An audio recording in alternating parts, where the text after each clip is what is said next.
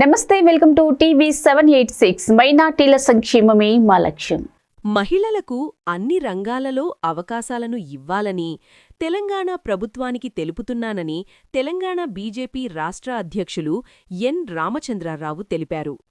మేడ్చల్ మల్కాజ్గిరి జిల్లా ఆధ్వర్యంలో నిర్వహించిన మహిళా న్యాయవాదుల మీట్ అండ్ గ్రీట్ కార్యక్రమానికి ముఖ్య అతిథులుగా హాజరైన రామచంద్రరావు మాట్లాడుతూ, మహిళా న్యాయవాదులకు న్యాయశాఖలో కూడా గవర్నమెంట్ ప్లీటర్లుగా, పబ్లిక్ ప్రాసిక్యూటర్స్గా అవకాశం ఇవ్వాలని, కొలీజియం ద్వారా మహిళా న్యాయమూర్తులను కూడా నియమించాల్సిన అవసరం ఉందదు అన్నారు. నరేంద్ర మోడీ వచ్చిన తర్వాత మహిళలకు అన్ని రంగాలలో ప్రాధాన్యతమిస్తున్నామని, మహిళా బిల్లును కూడా ప్రవేశపెట్టి 33% రిజర్వేషన్ కల్పించినట్లు రామచంద్రరావు చెప్పారు. తెలంగాణ లీగల్ సెల్ ఆధ్వర్యంలో రాష్ట్ర వ్యాప్తంగా మహిళా దినోత్సవ వేడుకలు జరుగుతున్నాయని ఈ సందర్భంగా పేర్కొన్నారు.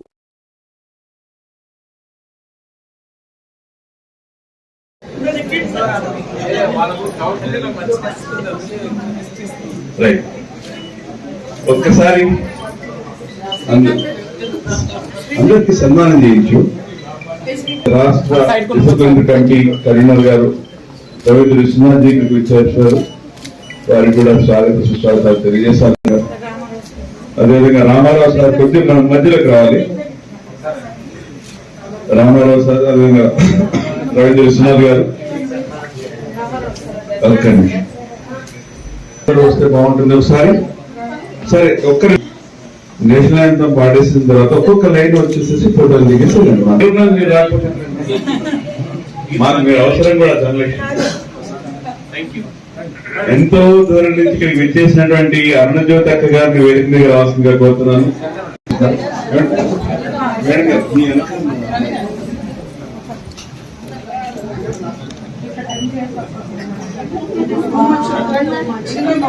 గారు మీ పేపర్లో చూస్తున్నారా?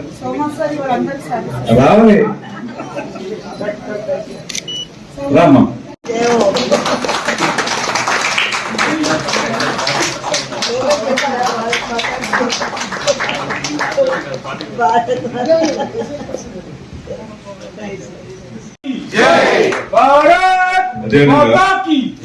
మన దడిగం రామసుధాకర్ శర్మ గారు అయోధ్య నుంచి కూడా చాలా తీసుకొచ్చారు. అది కూడా వారికి అలంకరించవలసిందిగా కోరుతున్నారు. శర్మ గారు రండి ఒకసారి.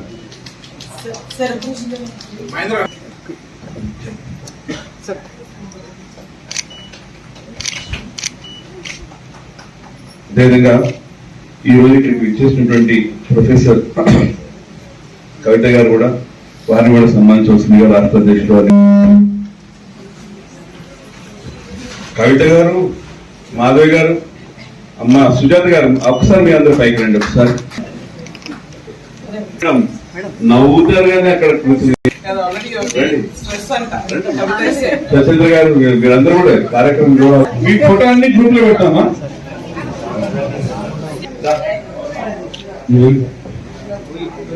ఇంకో కొద్దిగా ఎందుకు తీసుకోవాలి, అది చూసుకోవాలి. కింద కింద కింద, అందుకే లాగు లాగు, ఇంకా లాగు. ఓకే,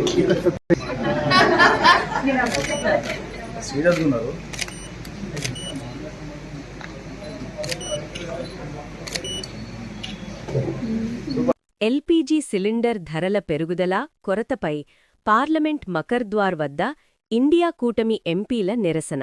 ఇండియా కూటమి ఎంపీల ధర్నాలో పాల్గొన్న Bhuvanagiri Lok Sabha MP Chamala Kiran Kumar Reddy, LPG gas సిలిండర్ల కొరతపై ప్రధానమంత్రి మోదీ మాట్లాడటం లేదు.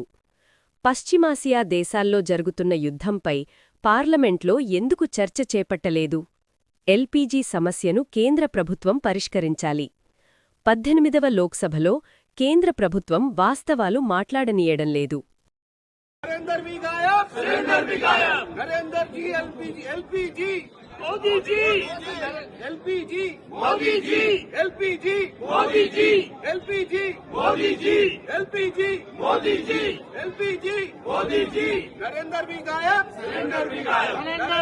हाँ जी, ఈ రోజు ఇండియా అలయన్స్ కూటమిలో ఉన్నటువంటి పార్లమెంట్ సభ్యులందరూ కూడా మకర్ద్వార్ దగ్గర ఈరోజు ఎల్పిజి సిలిండర్ ఏదైతే దేశంలో జరుగుతున్నటువంటి ఎల్పిజి సిలిండర్లకు సంబంధించినటువంటి కొరత నరేందర్ మోడీ గారిని పార్లమెంట్లో వచ్చి పశ్చిమ ఏషియా దేశాలలో జరుగుతున్నటువంటి జియో పొలిటికల్ వార్ కండిషన్స్ మీద ఈ రోజు వరకు పార్లమెంట్లో చర్చ చేయలేదు. ఈ రోజు ఈ సమస్య వచ్చింది, ఈ సమస్య గురించి కూడా మాట్లాడతలేరు. ఇవాళ వాళ్ళను నరేందర్ మోడీ గారిని వచ్చి ఈ సమస్య గురించి మాట్లాడాలని, ఎందుకంటే ఈ 18వ లోక్సభలో ఏ రోజు కూడా వాస్తవాలు మాట్లాడనీయకుండా ప్రతిపక్షాల నోర్లు మూయించారు.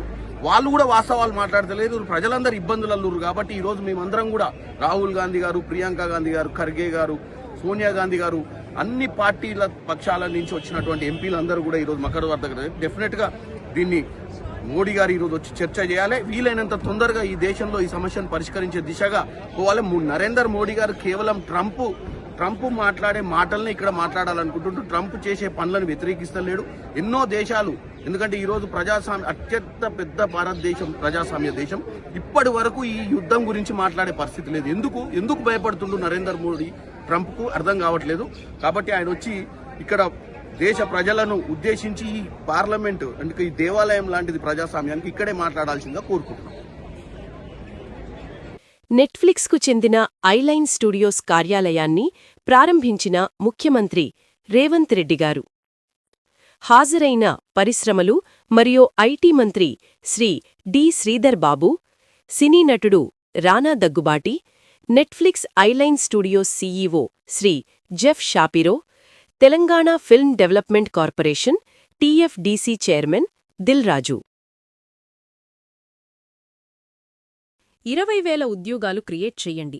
క్యాబ్ జెమినీ సీఈఓతో నారా లోకేష్ భేటీ. కొత్త ప్రాజెక్టులపై కీలక చర్చలు. ఏపీ ప్రభుత్వం రాష్ట్రంలో పెట్టుబడులను ఆకర్షించే ప్రయత్నాలను ముమ్మరం చేస్తోంది. ఈ క్రమంలో ప్రముఖ ఐటీ దిగ్గజం క్యాబ్ జెమినీను రాష్ట్రానికి ఆహ్వానించటం విశేషంగా చెప్పుకోవచ్చు. విశాఖపట్నంలో జరిగిన ఈ సమావేశంలో రాష్ట్ర ఐటీ ఎలక్ట్రానిక్స్ శాఖ మంత్రి Nara Lokesh Capgemini global CEO Aiman ఇజ్జత్తో కీలక చర్చలు జరిపారు. భవిష్యత్తులో సుమారు 20,000 మందికి ఉద్యోగాలను సృష్టించగల IT development centre, global capability సెంటర్ను విశాఖపట్నంలో ఏర్పాటు చెయ్యాలని లోకేష్ ప్రతిపాదించారు. ఆంధ్రప్రదేశ్ ముఖ్యమంత్రి నారా చంద్రబాబు నాయుడు దార్శనికతలో విశాఖపట్నం దేశంలోనే ప్రముఖ ఐటీ డేటా సెంటర్ హబ్గా అభివృద్ధి చెందుతోందని లోకేష్ వివరించారు. ఈ ఏడాదిలో గూగుల్ డేటా సెంటర్ పనులు ప్రారంభమయ్యే అవకాశముందని, ఇప్పటికే టీసీఎస్, కాగ్నిజెంట్ వంటి ఐటీ దిగ్గజ సంస్థలు విశాఖలో కార్యకలాపాలు ప్రారంభించాయన్నారు. భవిష్యత్తులో భోగాపురం అంతర్జాతీయ విమానాశ్రయం ప్రారంభం కావడంతో రవాణా సౌకర్యాలు మరింత మెరుగుపడతాయని చెప్పారు. విశాఖలో ఏర్పడిన ప్రత్యేక ఐటీ ఎకోసిస్టమ్ను సద్వినియోగం చేసుకోవాలని లోకేష్ సూచించారు.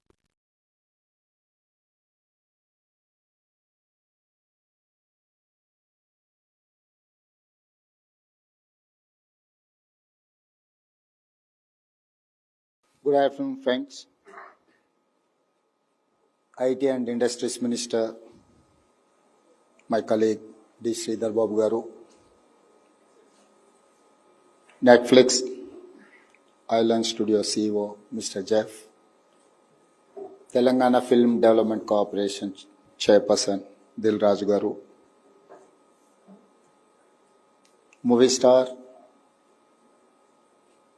very popular in all Telugu languages, Rana Daggubati Garu,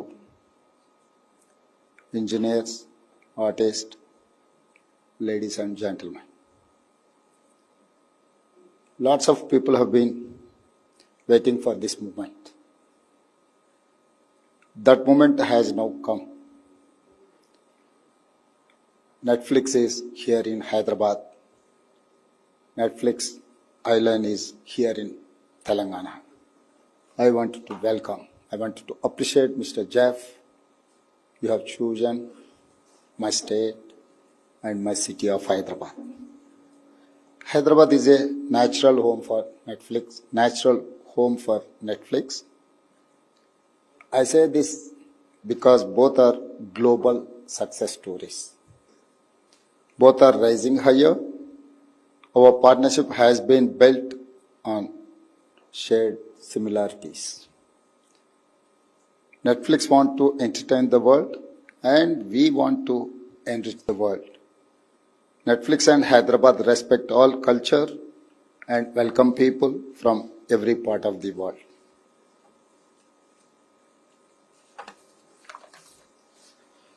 Both Netflix and Hyderabad are gateways. Netflix collects talent and content from all over the world for viewers globally. Hyderabad connect opportunities and talent globally. We are both like bridges. We connect. We both adapt change. From Nizam time to a global vibrant city, Hyderabad has taken risks to shape the future. Netflix changed from a DVD rental company to become a global OTT leader and a media studio. People love Netflix and Hyderabad for many things, like food, travel, history, heritage, and culture. I'm sure with coming of Netflix Island facility here, we will see more content showcasing Telangana to global audience. I was reading Netflix has recently put a lot of focus on sports. Soon, Netflix will become a major sports broadcasting company. My state is also putting major focus on sports, building sports infrastructure, sports university, and encouraging talent at all levels, from rural to urban. Both Netflix and Hyderabad are global and local. When two great institutions with similar values join together, the result is success. Lastly, on behalf of my government and my citizens, I warmly welcome Netflix and Island to Telangana. We will ensure to total support Netflix. I believe this program is proof of India's and Telangana's growing role in shaping the future of global entertainment. Together, we will leave a mark on the future. Thank you. Jai Bharat. Jai Telangana. మిత్రులారా, సినిమాల మీద నాకు చాలా ఆసక్తి. నా బాల్యం నుంచి black and white, techno colour, Eastman colour, 70mm, Dolby, today VFX, Baahubali, RRR, కల్కి, అంతకంటే ముందు Kanishka movie, what is that? Arundhati. I was watching Arundhati, one of the best talent and other things they have shown. Inni changes, black and white nunchi Technocolor to Eastman color to 70mm, 70mm to Dolby to today. We have many developments in technology. I don't know, I don't have much knowledge about today's talent. So Hyderabad నగరము, ముఖ్యంగా తెలంగాణ రాష్ట్రం film industry ఈ స్థాయిలో రావడానికి, ప్రపంచాన్ని ఆకర్షించడానికి చెన్నైలో ఉండే ఫిల్మ్ ఇండస్ట్రీని ఆనాడు ఎన్టీ రామారావు గారు, నాగేశ్వరరావు గారు, రామానాయుడు గారు ఈ నగరానికి తీసుకురావడం, ఇక్కడ స్టూడియోలను ఏర్పాటు చేయడం, ఇక్కడ ప్రపంచ స్థాయి టాలెంట్ని ఇక్కడ ప్రదర్శించడానికి అవకాశం కల్పించడంతో ఈరోజు టాలీవుడ్ నుంచి హాలీవుడ్, నెట్ఫ్లిక్స్ వచ్చింది అని అంటే హాలీవుడ్ వచ్చేసినట్టే. This is the stepping stone for my dream. I have told many times with my colleagues and my friends, this is the place for not Tollywood, Collywood, Bollywood. I have been focusing on Hollywood. So today I'm happy to announce that if Netflix is here, I can say authoritatively the Hollywood is here. So my dream is going to come true. Sincerely, I'm welcoming Netflix and Eyeline CEO, Mr. Jeff. We are there to support you, expand like anything. I have instructed to my IT and Industries Minister, we are going to construct a city. It is called Bharat Future City. It is coming up around 30,000 acres nearby airport. So we are going to construct a big city. In that big city, we are going to construct a AI city. So I have told my people, I'm offering to establish your institution there. I'm going to allot you land. You construct a bigger office. You people are saying that's a small office. The talent is there. The quality is there. I'm not going to measure with size. I'm going to measure with quality and talent. So Netflix Island is the quality and talent. So if you are going to expand your island, so I've told my minister to allot a reasonable size of land to construct your corporate office. Not in US, maybe, I don't know, where is your corporate office? You have to relocate your corporate office to my Bharat future city. Why? Because I have told openly with my Prime Minister, Fortune 500 companies, next 10 years I am going to attract every company. Out of 500, I am going to attract to establish in my Bharat future city. So that is what my dream. I've told, I've assured, by 2034, my state is going to reach $1 trillion economy. By 2047, my state is going to reach $3 trillion economy. Today, I have $200 billion economy. We have 2.5% of population in India. I'm contributing 5%. Next 22 years, my target is 10% economic contribution from my state, for my country. So for that, I need more investments. Your investment is safe. You people are going to make profits. Come, join Telangana. Telangana is raising. Telangana means business. Thank you. తక్షణమే ఉపసంహరించుకోవాలని కోరుతూ కరీమాబాద్ ప్రధాన దారి SBI bank సెంటర్లో MCPIU Karimabad area committee ఆధ్వర్యంలో gas cylinder రోడ్డుపై పెట్టి నిరసన ధర్నా చేశారు. ఈ కార్యక్రమంలో ఎంసీపీఐయు జిల్లా కార్యదర్శి వర్గ సభ్యులు, ఏఐసీటీయు వరంగల్ జిల్లా ప్రధాన కార్యదర్శి ముక్కెర రామస్వామి, నగేష్ ఎగ్గాని, మల్లికార్జున్ ఎం, సత్యనారాయణ, ప్రశాంత్, ఏ యాదగిరి, శివరాజు, రమేష్, సోమయ్య, సత్యం తదితరులు పాల్గొని బీజేపీ ప్రభుత్వానికి వ్యతిరేకంగా పెద్ద ఎత్తున నినాదాలు చేశారు. ప్రభుత్వం పెంచిన గ్యాస్ సిలిండర్ ధర గృహ వినియోగదారులకు ₹60, కమర్షియల్ ₹115 పెంచడం వల్ల పెరిగిన గ్యాస్ ధరల మూలంగా పేద ప్రజలు, చిన్న చిన్న కొట్టు వ్యాపారస్తులు, హోటల్ యజమానులు, రోడ్డు మీద బండ్లల్లో ఇడ్లీలు అమ్ముకునే చిన్న వ్యాపారస్తులు బ్రతకలేని స్థితిలో ఇబ్బంది పడతారని చెప్పారు. పొట్టకూటి కోసం జీవనం కొనసాగిస్తూ ఉంటే మరోసారి గ్యాస్ ధరలు పెరగడం బాధాకరమని రామస్వామి అన్నారు. మహిళలు ఇబ్బందులు ఎదుర్కొనే పరిస్థితి వస్తుందన్నారు. గతంలో అనేక సార్లు గ్యాస్ ధరలు పెంచడం మూలంగా ఈరోజు ₹1000 పెడితే తప్ప ఈరోజు గ్యాస్ రావడం లేదు. ఈరోజు అధికారంలోకి వచ్చినాక బీజేపీ ప్రభుత్వం సబ్సిడీతోని ఈరోజు గ్యాస్ ఇస్తామని చెప్పి ఈరోజు ప్రజలను మోసం చేసినటువంటి పరిస్థితి ఉంది. ఈరోజు దేశంలో ఉన్నటువంటి ధరలు విపరీతంగా పెరిగి ఆకాశాన్ని అడ్డుతుంటే ధరలను అదుపు చేయలేని బీజేపీ ప్రభుత్వం మరొకసారి గ్యాస్ ధరలు పెంచి ఈరోజు బీజేపీ ప్రభుత్వం కుట్టుసాకులు చెప్తా ఉంది. ఈరోజు దేశంలో, ప్రపంచంలో యుద్ధం జరుగుతూ ఉంది. ఈ యుద్ధాన్ని కాపాడడం కోసం మనకు గ్యాస్ కావాలని నేను అక్కడ ఇతర దేశాలతో పోరాటం చేసి గ్యాస్ తెప్పిస్తున్నా, కానీ యుద్ధం ఆపుకొని ఈరోజు బీజేపీ ప్రయత్నం చెప్పడం లేదు. బీజేపీ కూడా యుద్ధాన్ని కోరుకునే విధంగా ఈరోజు ఈ యొక్క నిర్వాహకం చేస్తూ ఉన్నది. ఇప్పటికైనా పెంచినటువంటి గ్యాస్ ధరలను తక్షణమే ఉపసంహరించుకోవాలి. ఈ పెంచినటువంటి గ్యాస్ ధరలు అదాని అంబానీ కార్పొరేట్ శక్తుల లాభాల కోసం ఈరోజు గ్యాస్ ధరలను పెంచే విధంగా ప్రయత్నం కొనసాగుతూ ఉంది.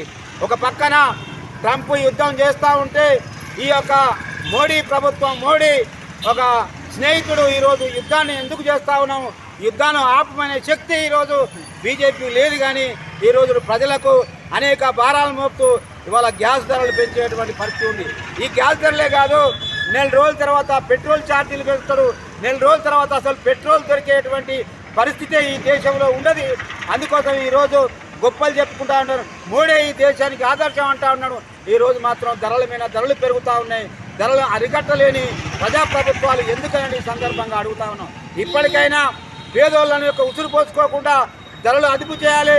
అదేవిధంగా పెంచినటువంటి గ్యాస్ ధరలను తక్షణమే ఉపసంహరించుకోవాలని సందర్భంగా డిమాండ్ చేస్తా ఉన్నాం. నా పేరు Booker Ramaswamy, Karimabad area MCPI నాయకుడిని అని హెచ్చరిస్తూ ఉన్నాం. ఒక ధరలను తగ్గించడం కోసం ఇక్కడ కరీమాబాద్ ఏరియా కమిటీ ఆధ్వర్యంలో ఇక్కడ సిరంగి రాజారాం సెంటర్ మీద ఈ యొక్క కార్యక్రమాన్ని నిరసన కార్యక్రమాన్ని నిర్వహించడం అనేది జరిగింది. కేంద్ర ప్రభుత్వం ఏదైతే ఉన్నదో ప్రపంచ లెవెల్లో యుద్ధాలు ముంచుకొస్తుంటే ఇది 3వ ప్రపంచ యుద్ధానికి మరి దారి తీస్తుందా ఏంటి అనేది మనం అవగాహన చేసుకోవాల్సినటువంటి అవసరం ఉన్నది. ప్రపంచ దేశాలు యుద్ధాలు చేస్తుంటే మరి మన కేంద్ర ప్రభుత్వం ఏదైతే ఉన్నదో కేంద్ర ప్రభుత్వం మరి యుద్ధం ఆపాలే, శాంతియుతంగా ఉండాలనేది చెప్పడం పోయి మరి ఈ యొక్క నిత్యావసర వస్తువుల మీద ధరలు పెంచి ఈ విధంగా ప్రజలను ఇబ్బందుల పాలు చేస్తూ ఉంటే ఇది సరైంది కాదని చెప్పి ఈ సందర్భంగా నేను తెలియజేస్తూ, ఇకనైనా కూడా కేంద్ర ప్రభుత్వం ఏదైతే ఉన్నదో ఈ యొక్క పెంచినటువంటి గ్యాస్ ధరలను వెంటనే తగ్గించి ప్రజలను ఆదుకోవాలని చెప్పేసి నేను ఈ సందర్భంగా తెలియజేస్తూ